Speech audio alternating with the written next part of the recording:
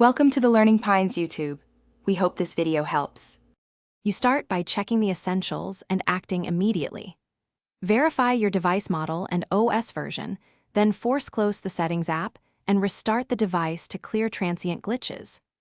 Once done, confirm at least 500 MB of free storage and temporarily disable any third-party launcher or profile that might intercept system intents. This rapid sequence resolves most startup conflicts and gets you ready to run deeper diagnostics without. Now you isolate and diagnose the conflict step by step.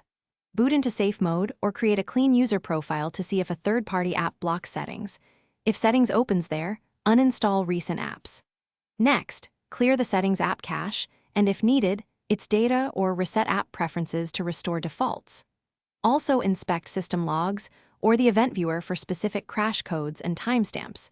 These clues tell you why the process fails and guide the repair. Finish by applying targeted repairs and confirming success. If a culprit app was identified, uninstall it, otherwise reinstall recent updates or run a system file check to repair corrupted components. If the problem started after an update, consider rolling back to the prior build. Once changes are applied, open settings and test critical sections like network and privacy. Reboot twice to ensure persistence.